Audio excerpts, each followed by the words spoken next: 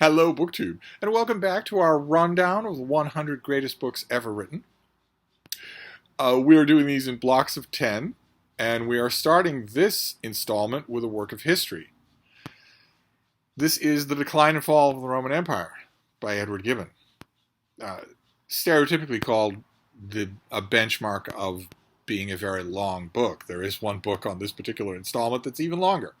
But this also falls prey, in addition to being really long, it also falls prey to the persistent idea that history's outdated and that we shouldn't read older works of history. Gibbon is one of the only older works of history that seems to have escaped that.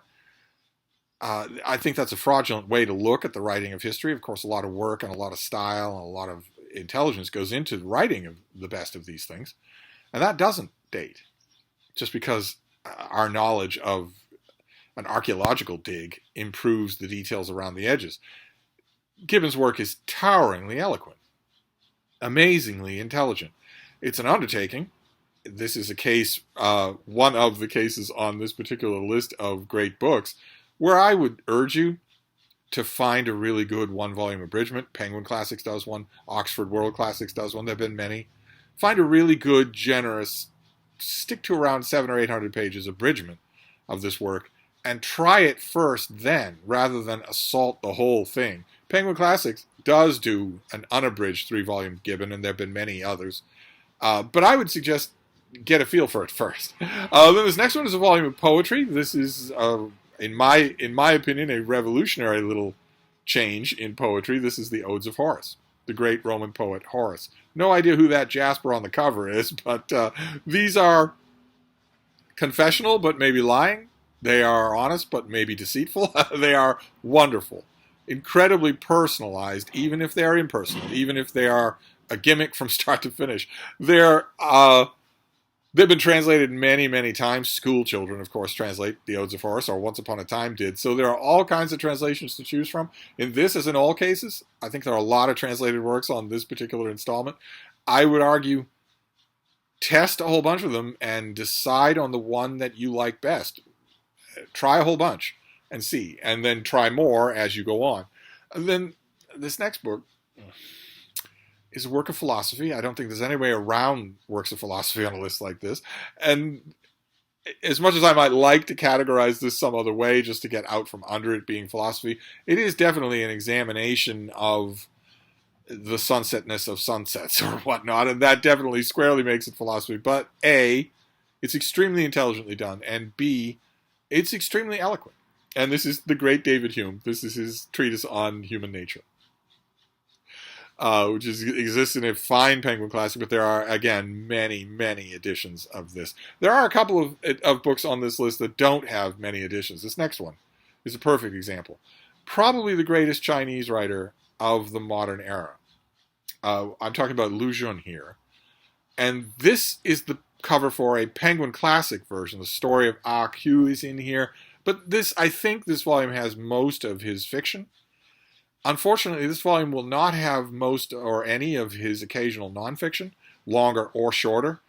It's a shame. There are other one-volume best of or selected for this author. There was an academic press volume that collected a lot of his less focused occasional prose. Idle Thoughts by Lamplight or something like that from a university press. Might have been the University of Chicago press, which is going to show up on this list. You can find him, but in bits and pieces only. There are no great, comprehensive, complete English language editions of this author that I know of. I've read a huge amount of this author, but only because of private translations done by an old friend. That's hardly an endorsement. I strongly recommend, even in English, I strongly recommend this author. Okay. Lu Xun is not hard to appreciate. The next thing we're going to do is hard to appreciate, and if the unabridged Decline and Fall of the Roman Empire was a gigantic mountain in the Himalayas, this is even bigger than that, because it's just as long or longer, but it's verse, and recondite verse at that. But it is still great. This is the Mahabharata. These volumes here are the University of Chicago. The University of Chicago did a multi-volume version of this that is complete. You will almost always encounter this epic when it is abridged, and it's easy to abridge. It's easy to chip pieces off of this, because this is, at heart, the story of a war between princely houses, which gives you kind of, sort of, an Iliad, maybe, or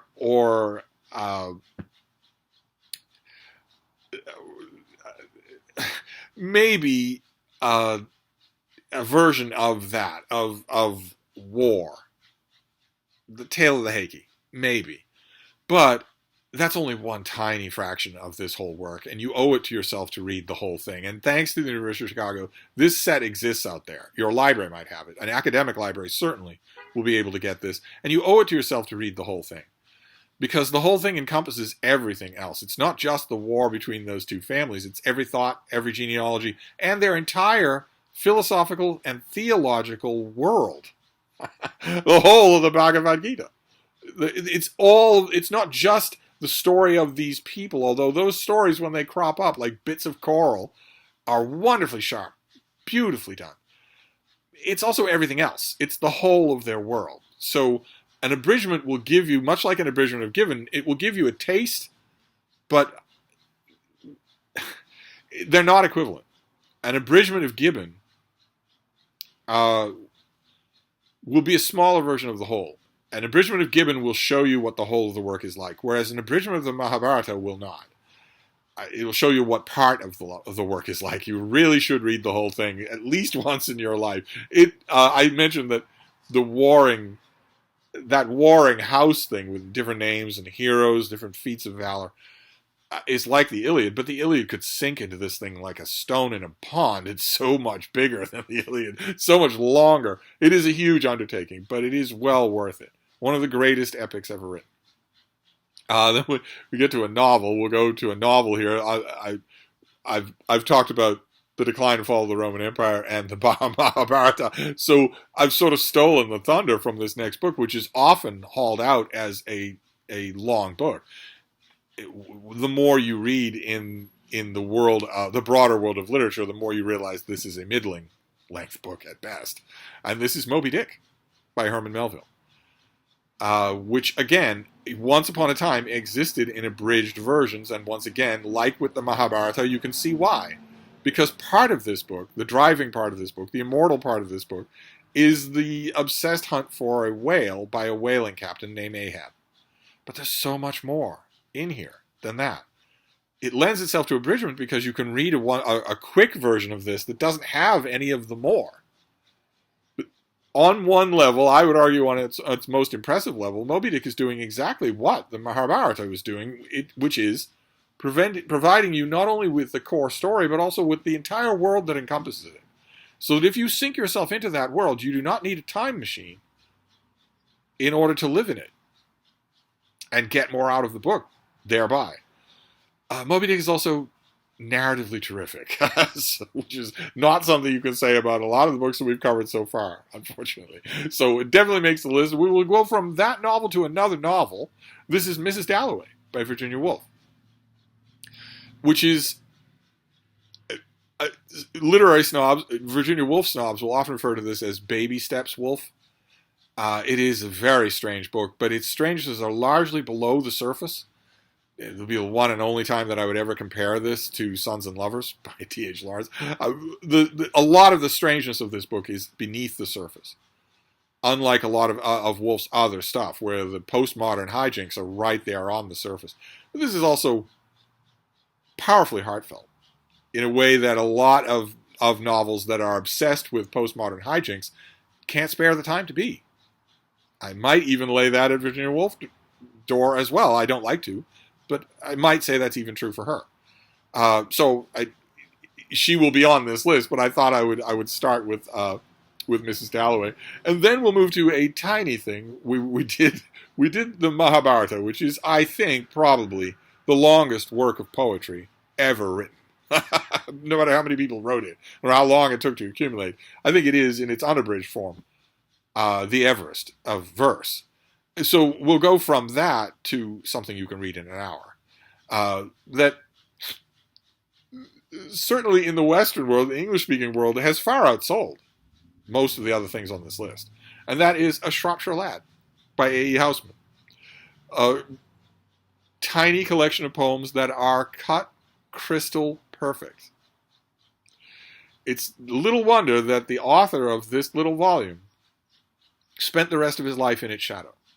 That is completely understandable when you read it, how surpassingly perfect these little gems of poetry are. I cannot recommend it strongly enough. They are extremely sentimental. They are extremely manipulative in the best way that poetry can be. And this is a ratty old cover that I found online, but this has been reprinted 1,000,000 times. I'm not sure that, now that I think about it, that there's ever been a Penguin Classic in America of A Shropshire Lad. That would be amazing if true, but you can certainly find a copy, and I'm sure that it exists for free as well. Most of these things exist for free. Sometimes we'll be talking about editions. I'm sure that on Project Gutenberg you can get, for instance, The Decline and Fall of the Roman Empire by Edward Gibbon for free. But a good curated edition, good critical apparatus will make a big difference there. I think you will want that. And the University of Chicago complete Mahabharata, there is no other version in English that's like it, and it is certainly not free. You would have to buy copies of it. But a lot of these things, the Mahabharata itself, in its earliest English translations, I'm sure is free. Parts of it, bits and pieces of it. Then this next one, also in the public domain, this is Geoffrey Chaucer. And this is his finest, greatest, completed work. This is Troilus and Cresside, which is a little subgenre of fiction that I am personally familiar with. This is Homeric fan fiction. This is Homeric pastiche fiction. This is Geoffrey Chaucer returning to the world of the Iliad and telling the story of two young lovers, set against the backdrop of that story. And it is marvelously done. Just marvelously done. By turns, it glints with humor and worldly wise wisdom, and also very effectively done tragedy. It's in the shadow of another work by this author that will make its appearance on this list, but it doesn't deserve to be. It's a masterpiece on its own. So definitely on this list, and again, you would want to consult as many versions as possible. I'm always a little leery of saying that when it comes to Chaucer. Notice I did not say translations, because you don't need a translator for Chaucer. If you're a native English speaker, you don't need a translator for Chaucer. You just need a little patience. That's all. A little patience, 2 weeks, 3 at the most. You would be able to read him in the way that he wrote, without worrying about a translator, without, in Chaucer's case, worrying about a modernizer. But there are modernizations of Troilus and Cresside that you can read that will convey the whole thing. Modernizations don't do great violence to Chaucer. It's just, I'm leery of them because you're so close to this author anyway. If English language is your patronym, you're so close anyway. And then we'll finish up with an explicitly translated work. This work has been translated 1,000,000 times. This is one of the towering classics of the ancient world. This is the Aeneid of Virgil. And since this was written not only in Latin, but in highly stylized, extremely controlled, gorgeously tuned Latin, most people who come to this book in the 21st century are going to need a translator. So again, my standard rule applies. Find a translator that you like. Don't worry about their critical record. Don't worry about whether or not the cool kids are reading them. Don't worry about whether or not they're critically approved on Goodreads or Amazon or anywhere else, or by me. You're going to be living with the translator for the whole length of this book. You should be spending that time with someone you get along with. There'll always be time later to read another translator, or many translators. Of course, Virgil has been translated many times, including at least once by a great poet, a great English language poet who translated this great work of poetry. This is very much in the vein of Homer's Iliad and Homer's Odyssey. Certainly there were critics at the time, and there were critics only a few centuries after this, that said that this is just bad Homeric pastiche fiction. And critics throughout the centuries have said something like that. So this would be much along the lines. This would be another example on our list, like Troilus and Cresside, of Homer pastiche fiction. But there's a lot more going on here, and a good translator will bring out the power of this work. It's an unevenly displayed power, as with most of the works in translation in this particular installment. It's unevenly displayed. It's unevenly present. Most people find the first half of this book more effective than the second half dramatically. Most people do. You might not. Largely that will depend on your translator, but also on your own temperament. But it definitely belongs on the list. It is a towering work of Roman verse work. So there you go. That ends this next installment. These are all going to be in a playlist once we get to number 1, but even so, for this particular video, I will apologize. This has been a bit of a long time between installments. I will try to do the next one sooner as we work our way to the front half of this 100, boiling all things down to number 1. So I'll wrap this up for now, and I will be back. Thank you, BookTube.